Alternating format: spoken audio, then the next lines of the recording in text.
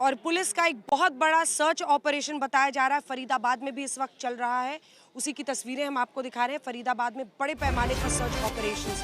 तो ये जो फरीदाबाद मॉड्यूल है, ये जो vehicle bound intensive explosive device की बात है, और ये उमर मोहम्मद के पहले जो ये धमाका हुआ है उसके पहले डॉक्टर मुजम्मिल को 2900 किलो वहाँ पर एक्सप्लोसिव्स के साथ अरेस्ट किया जाता है। फरीदाबाद में पूरा क्रैकडाउन इस वक्त चल रहा है। सुमित, कड़ियों को जोड़े, एक तो फरीदाबाद एक हॉट सेंटर बना हुआ है, एक हॉटबेड पुलवामा दिखता है आतंकी हमलों का इस देश में, और फिर ये सवाल उठता है कि यहाँ पर या वहाँ पर अलग अलग जगहों पर अगर कोई है जो इन सब षड्यंत्र को रच रहा है, उस शख्स तक पहुंचना होगा, उस संगठन तक पहुंचना होगा।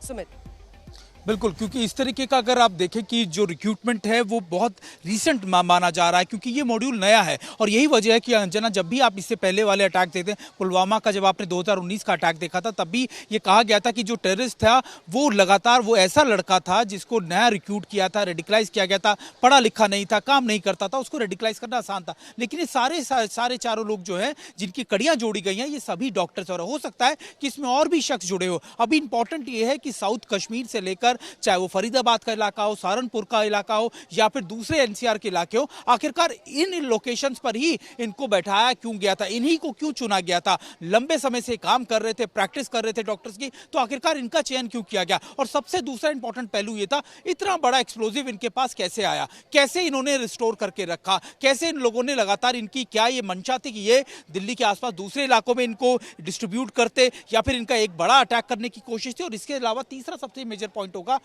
आखिरकार इसके पीछे मेजर प्लेयर कौन है, कौन रिक्रूट कर रहा था, कौन रेडिकलाइज कर रहा था, कौन लगातार उस ओजीडब्ल्यू नेटवर्क को रिवाइव कर रहा था? तो ये कई पहलू हैं जिनकी जानकारियां अभी लगातार इन्वेस्टिगेशन एजेंसी निकाल रही हैं। हिमांशु, आपके पास क्या अपडेट है? जल्दी से वहां से जानकारी दीजिए। उससे पहले एक बार अरविंद ओझा के पास चलते हैं। अरविंद, बहुत बड़ा क्रैकडाउन फरीदाबाद में, डॉक्टर मुजम्मिल को वहीं पे पकड़ा था 2900 किलो के साथ, एक्सप्लोसिव्स के साथ।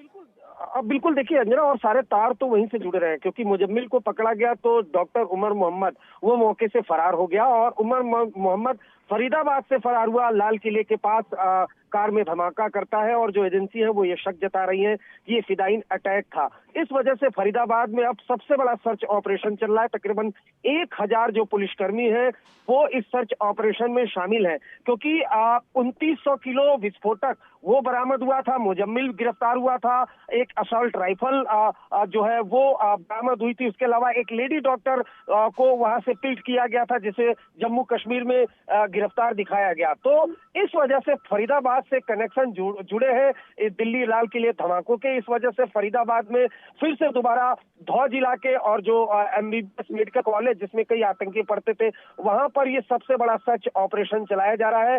फरीदाबाद पुलिस को आशंका है कि कुछ और विस्फोटक हथियार छुपाया गया होगा, उसको रिकवर करने की कोशिश की जा रही है। अंजना,